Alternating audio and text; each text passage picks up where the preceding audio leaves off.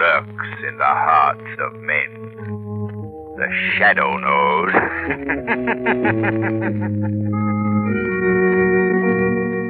Your local blue coal dealer presents The Shadow. These half-hour dramatizations are designed to forcibly demonstrate to old and young alike that crime does not pay.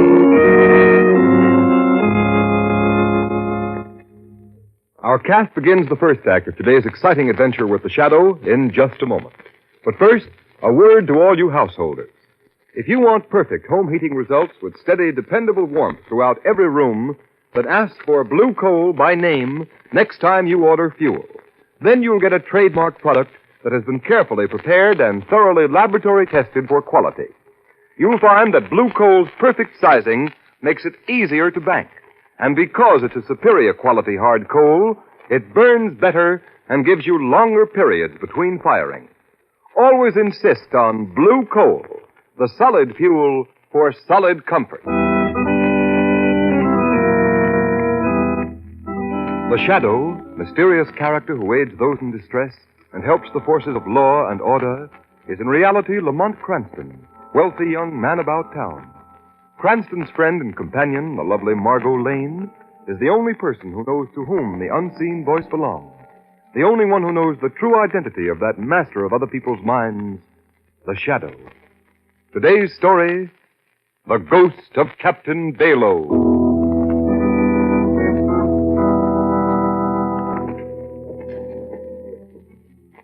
Come along, Cranston. We ought to find the mate of the Northern Queen and one of those waterfront saloons around here. I know you'll be interested in hearing his story. I'm sure I will. Tell me, Mr. Ware, what happened to the rest of the crew when the Northern Queen went down? Lost, every man jack of them. This mate we're looking for is the only survivor. He just got port. The Northern Queen was your biggest freight ship, wasn't it? Biggest and best in the whole fleet, Cranston. It was smashed to bits. How did it happen? I don't exactly know. I've heard some crazy explanations, but no facts. That's why I'm so anxious to talk to this mate. Maybe he can clear things up. You say the Northern Queen was smashed to bits. Where did it happen? On an uninhabited island off the ship lanes in the middle of the Pacific. Uninhabited? Off the ship lanes? Then what was your freighter doing there? That's just what I've got to find out. There's something strange about this whole business. 10 liners have been wrecked in the same spot during a score of years in the same manner. Here, Cranston. Let's see if we can find the mate in this place. Hey, bartender. Fill him up. All right. What do you have? There'd be little trouble mustering a ship crew in this saloon, eh, Mr. Ware? Yeah, a shout would bring you enough men to man a boat from keel to bridge, Cranston. Here's my mate.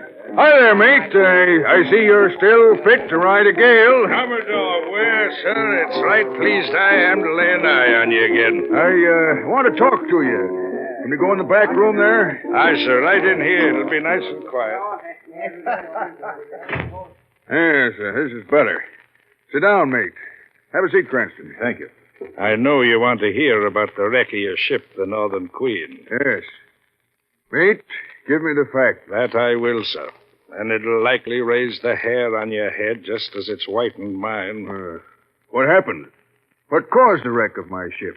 'Twas Captain Bayloe stayed her on the rock, sir. Well, Captain Bayloe wasn't master of the Northern Queen, was he? No, but he rode the bridge the night she broke up. Leastwise, his ghost did. Ghost? Aye. The ghost of Captain Bayloe held the wheel, and all the men aboard couldn't budge it from his grip. That strong he was. Now, what I want to know, mate, is what the Northern Queen was doing off her course. We'd sprung a leak in our freshwater tank, sir. The nearest land point was Bayloe Island. The skipper set the Northern Queen to the wind and steered a course for the island. The crew was agin it, but it was that or die of thirst. Gentlemen, if I knew then what was before us, I'd have died 1,000 times.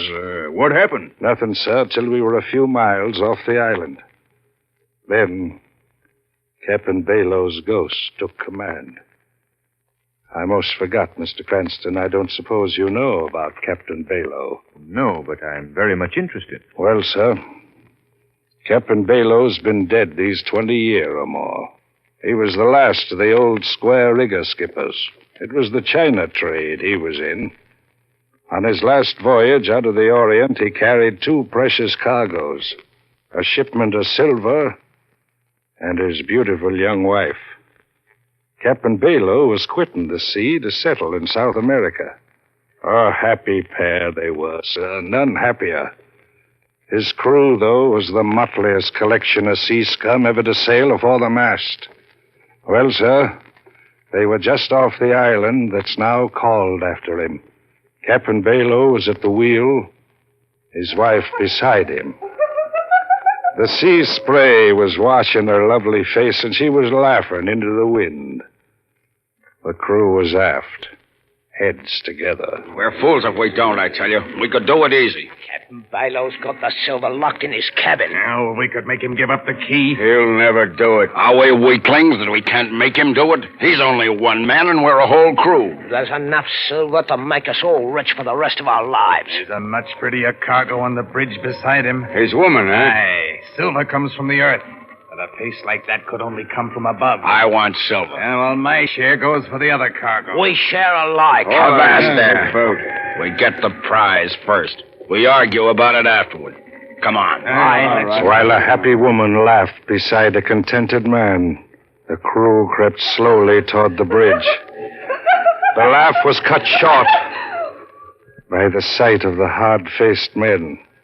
Captain Bayloe asked them what they wanted for. We want the key to your cabin, Captain Bayloe, and we mean to get it. Give us the key. Save yourself. He ordered the men below, but We came for that silver cargo, and you ain't putting us off. Better give us the key peaceful, or we'll take it away from you. the skipper reminded him it was mutiny. We know what it is. You don't have to tell us. Mutiny are not winning, Commander, and you're We've doing... heard enough talk. Out with that key. Captain Bayloe told them they'd get the key over his dead body. All right, then. Over your dead body it'll be, Captain Bayloe. Come on, men. Grab him. Hey, He's choking me! Bash him.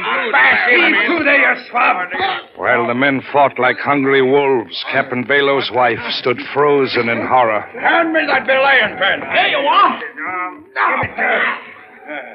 That ought to settle the swab. The blow from the belaying pin stunned the skipper. He fell to the deck. The crew were on him, snapping like a bunch of jackals. All right, lift him up. Up he Give goes. us no more trouble. Heave him over the side. Captain Bayloe was half conscious when they threw him over the rail. He revived a bit when his body hit the water. He saw his ship with his wife aboard sailing away. Above the surge of the sea, he heard coming back on the wind the pitiful wail of his lovely wife. Before the waters covered him up, Captain Bayloe, with an oath on his lips, swore eternal vengeance on all men who sail the sea.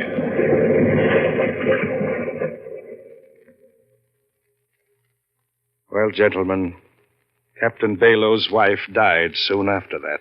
But he's had his revenge many times over. He takes the helm of any ship that ventures into the waters where he lost his life and steers it onto the rocks of Bayloe Island. You think that's how the Northern Queen was wrecked? I don't think, Mr. Cranston. I know. I'm not given to ghost stories, sir, but I saw the Northern Queen's propeller frozen so her big engines couldn't turn it over. There she rode, helpless on the tide, straight for the rocks. She was smashed to bits. Why are you so sure the ghost of Captain Bayloe took command? Because I heard the warning. Warning? Aye, sir. I was just going off watch when I heard it, plain as I hear you. What was it? The pitiful wail of Captain Bayloe's wife. I knew then the Northern Queen was done for. Another seaman and myself put a small boat over the side and rowed away. The other man died from exposure. I was picked up 5 days later by a liner. That's why I'm here now, gentlemen. And there's not enough money in all the world that'd get me back to Bayloe Island. Well, the wreck of the Northern Queen is still a mystery to me. Cranston, what do you think? What do I think? Mr. Ware, how would you and Mrs. Ware like to take a trip on my yacht with Miss Lane and myself? Trip? Where to? To Bayloe Island.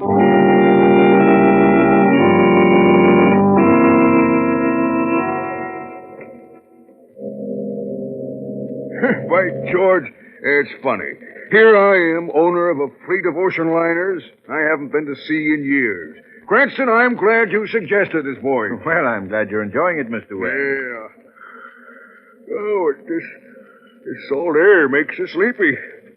Mrs. Ware and Miss Lane have turned in long ago. Guess I'll follow suit. Coming, Cranston? Yes, I'll join you below in just a moment. All right. Oh, good evening, Captain. Good evening, Mr. Ware. Mr. Cranston. Yes, Captain. Any orders for tonight, sir? No. Order to the same course. Well, you haven't yet told me where we're heading, sir. No. That's so. You mind, sir? Not at all, Captain. We're heading for Bayloe Island. Bayloe Island? Yes. You've heard of the place, I suppose? What seaman hasn't? And why in heaven's name do you want to go to that place, sir? I want to convince myself of something. It's a dangerous voyage, sir. You think we might be wrecked, is that it? Not only that, sir, but it means trouble with the crew. When they find out we're heading for those haunted waters, well, I hate to think of what may happen. Tell me, Captain, do you believe in this legend? Do you fear the ghost of Captain Bayloe? Yes, sir, I certainly do.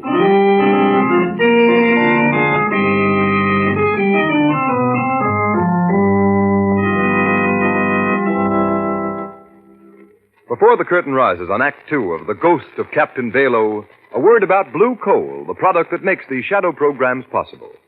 Right now, with winter half over, most of you householders find that it's time to order more fuel, for the supply in your bins is getting low.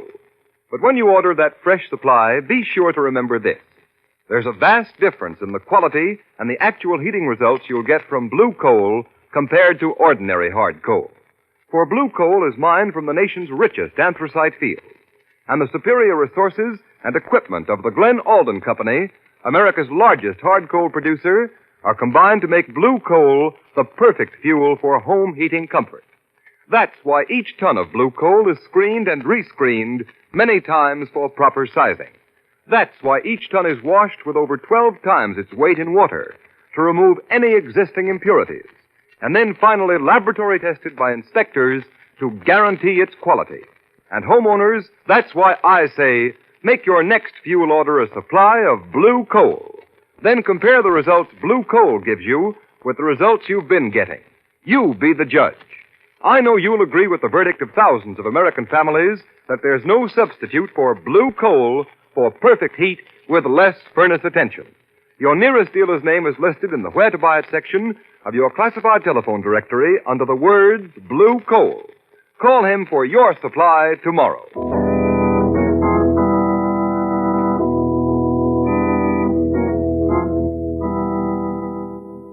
Quiet, men. Quiet. I tell you, I saw the sailing orders. The chief engineer told me. It's a fact. We're off for Bayloe Island. Mr. Cranston must be crazy. Well, Mr. Cranston may be crazy enough to come here, but that don't mean we have to stay. What do you mean? We can make Mr. Cranston turn the ship back. That's mutiny. You can be jailed for that. Got any worse than what may happen? We gotta do something. The whole crew's on watch tonight. Leastwise, not a man's asleep. We can't be far from that cursed Bayloe Island now. If it wasn't so dark, you could see it off the port bow. That close? Aye. Suppose Captain Bayloe took command. I've asked you, fool. Yes, but I don't want to talk about it. What's that? Hear something? Yes. Listen. Hear it?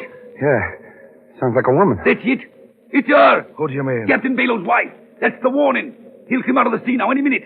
The ghost? Yes, we're lost. We're lost, I tell you. Avast there. Keep quiet. There it is again. We've got to turn back. We've got to get out of these waters. I'm going to tell the skipper. We've got to get out. Captain. Billy, there, you swab. Open the door. Quick, Captain. Here. What's going on here? I heard it, Captain. What are you talking about, man? What did you hear? Captain Bayloe's dead. Why? You men are letting your imaginations run away with you. Now get below and stay No, I quiet. hear it as plain as a ship's bell, sir. We got to get out of these waters. We'll all be lost. What's going on, Captain? This man thinks he heard the wail of Captain Bayloe's wife, Mr. Cranston. I don't just think, sir. I heard it. The other men heard it, too. Oh, that's nothing, man. Just the wind in the rigging, that's all. No, you've got to believe me, Mr. Cranston. There's still time to save ourselves. You've got... What? What's that? Our engines. They've stopped. Call the engine room. Aye, sir. There, you see, sir? Ahoy. Hello, Smithers. Aye, sir. What's happened to the engine? We don't know, sir. They just stopped dead. The motor started smoking all of a sudden. Stand by. I'm coming below. Aye, sir. Strange. The motors have all been shorted. They can't feed the engine. I knew it. It's the ghost. He's taken over. We lost. The ship's lost. Quiet, man. I'm getting out of here. The ship's haunted. Don't go out there. Come back here. Captain, we've got to stop that man. He's gone mad. Stop that man! Stop him! We lost, I say. Ahoy there, mate.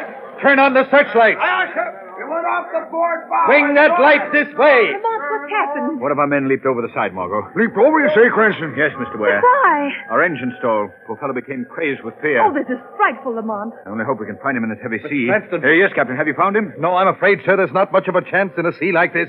There's no sight of him. We've got to find him. We must. The men will do all they can up here. I've got to go below and see what can be done about our engine. What's our position, Cranston? We're just off the island, Mr. Ware. Is there much of a drift? Pretty heavy one, and it's toward the island. That means we may crash if the engines aren't started. Mr. Ware. Yes, Cranston? Help me lower one of our small boats. Small boat? What for? I'm going over to that island. Lamont. But what good would that do? The place is uninhabited. Nevertheless, I've got to see what's there. This is too dangerous. I don't want you to go out there alone. You and everybody else on this yacht are in great danger, Margot.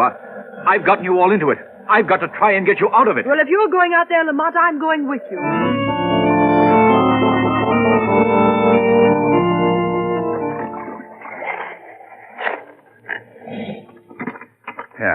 Here we are, Margot. We'll leave the boat beached here while we look around. Not much to see in this darkness. Oh, desolate place, isn't it? It's foolish of you to come, Margot. You should have taken my advice. Lamont, Huh? look. Look over there. Well, what is it, Margot? Something's coming out of that clump of bushes. Oh, it's coming toward us. A man. Lamont, could it be the ghost of Captain Bayloe? Don't be frightened, Margot. I've got my gun. Stand where you are. I'll shoot. What do you want? Do you hear me, men? Keep away, I said. Who are you? I've come from that yacht off there. And you're not one of Yandy's men. Well, who is Yandy? A devil. A monster. Do you live on this island? I die on this island. We understood it's uninhabited. Oh, there are people here, but not above the ground. What do you mean? They're buried in dark, damp dungeons. Yet they live. Who are these people? Survivors of ships wrecked on the rocks here. Anybody that ever sets foot on this island is never allowed to leave again. Go away. Go away before it's too late. I want to know about those prisoners. Their lives are spent in darkness. All day they work in the mines. Mines? At night they're locked in dungeons. Always darkness. Never fresh air. Never light. Are you a captive here? I, captive and slave. I was the skipper of the Nellie Moss. She was wrecked here some 15 years ago. I've been here ever since. But you're not confined to a dungeon. I've found the secret exit. I steal out at night to watch the sea and hope. Lamont, something will have to be done for these unfortunate people. There's nothing you can do. Go away. Go away. Can you take me to the dungeons? I can, but I don't think I should. Please. I think I can help. No one can best Yandy. Perhaps I can. All right, then. Come along and see how dead men live.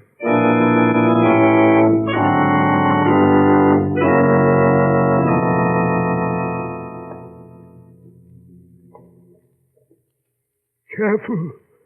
The guard is due along any minute. Keep close to me, Margot. This place is dark. I'm all right, Lamont.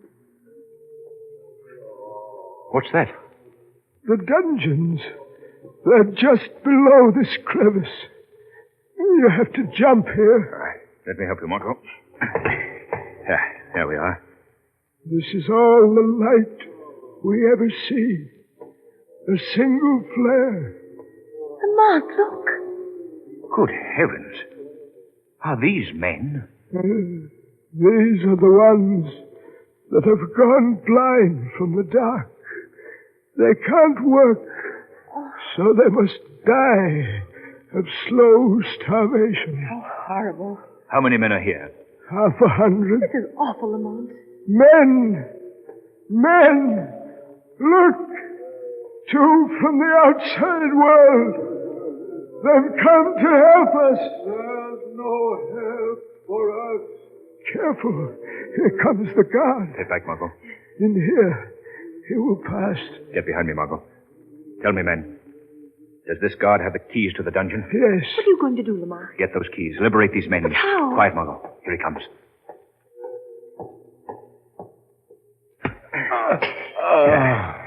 There. That's done it. Now the keys. Yeah, here they are. Open the dungeons quick, Lamont. Yes, Margot.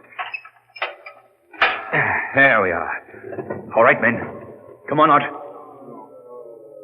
Come out, you're free. Don't you understand what I mean? It's no use, Lamont. These men are afraid to move. There's only one way to free them. I must remove the cause of their fear. Where will I find this Yandy? Yandy? Oh, you can't get near him. He lives and works in rooms carved out of solid rock. Where? Show me the rock. It's useless. But if you want to try, come with me. Margot? You go on, Lamont. I'm going to open the rest of these dungeons and try to coax these men out of this place. Yes, you will be safer here. There won't be another guard along before morning. Come along. Very well. But you will never get near Yandy alive. He's guarded day and night. I've got to get him. The lives of those men, the lives of my friends and crew depend on it.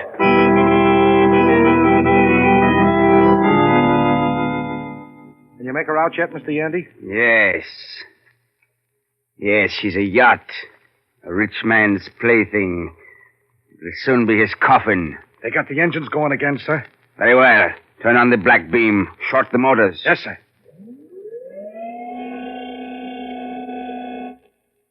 That's got him. She's helpless on a tie. Now, turn on the magno beam. Magnetize the rudder. Right. Got it. Hold her on it. Steer the rudder toward the rocks on the north end of the island. Yes, sir. There. That's one more crew that will never be able to tell of the mineral wealth of this island. Your secret is still safe. I've guarded it for 18 years.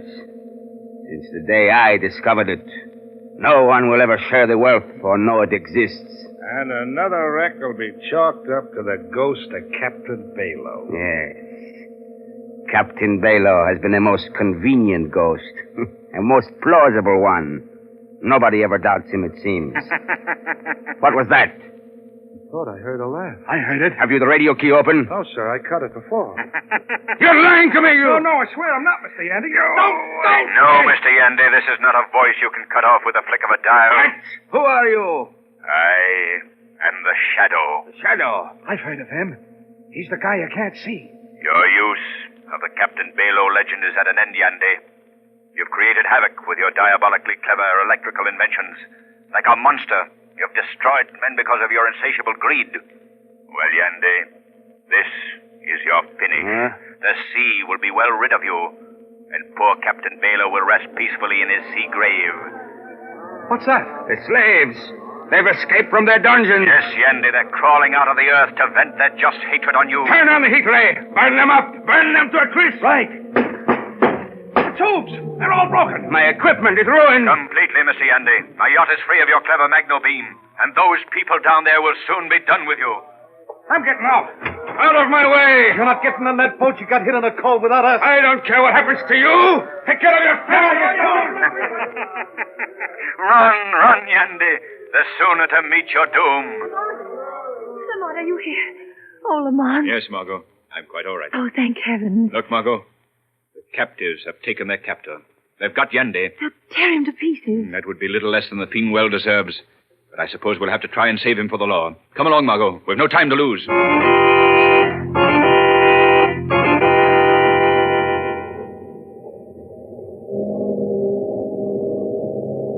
Well, we've got all those men you saved from the dungeons berthed below deck, Mr. Cranston. The poor devils don't know how to thank you. Take good care of them, Captain. Aye, ma'am. You found out yet what happened to Yandy and his men, Lamont? Yes, Margot. One of the men just told me. But he waited until we were well out to sea first. What did they do with them? Well, they didn't pitch them into the sea, as they told us. They locked them in their own dungeons. And it's too late for us to do anything about that now. So we'll have to leave Yandy and his Confederates to suffer, as long as their lives last, the terrible fate they design for others.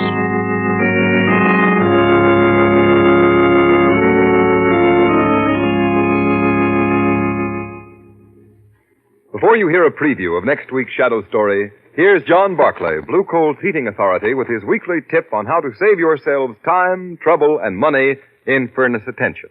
Mr. Barclay. Thank you, Ken Roberts, and good afternoon, friends. Just about this time of year, your furnace fire may begin to act sluggish, with the result that you don't get enough heat upstairs. Now, in 9 out of 10 cases, this is caused by dirt having accumulated in the flue passes. If you tap the smoke pipe that leads into the chimney, and it sounds solid, then you can be sure that accumulated dirt is the cause of your trouble. This should be scraped away, and in extreme cases, it may be necessary to pull the smoke pipe away from the chimney. Another cause of a sluggish fire is dirt in the fire bed. So I suggest you let your present fire burn itself almost out, then slowly rebuild it with fresh coal. You'll be surprised to find out what a difference in heating results a clean fuel bed can make. And if you can't locate the source of any other furnace trouble which may arise, call your blue coal dealer. He'll be glad to have a trained John Barclay serviceman inspect your furnace and tell you immediately how any trouble may be corrected. There's no charge or obligation on your part for John Barclay service.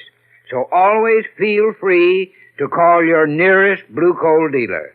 I thank you.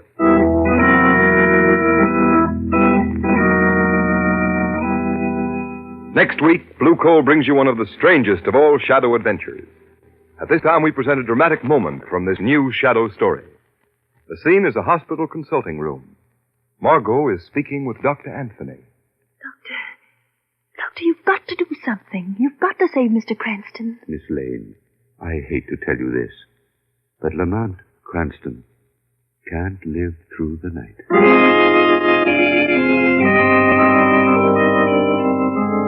What strange, frightful melody endangers the life of the Shadow? Be sure to find out next week when you hear the Shadow's newest adventure.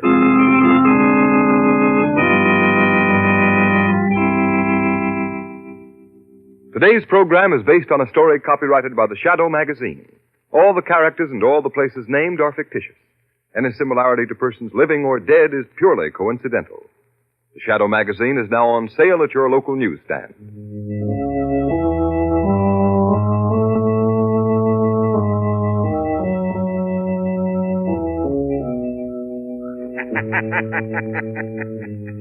The weed of crime bears bitter fruit.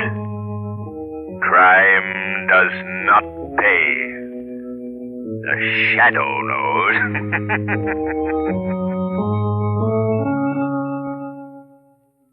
Next week, same time, same station, Blue Coal, America's finest anthracite, will again present another thrilling adventure of the Shadow. Be sure to listen, and be sure to burn Blue Coal, the solid fuel for solid comfort.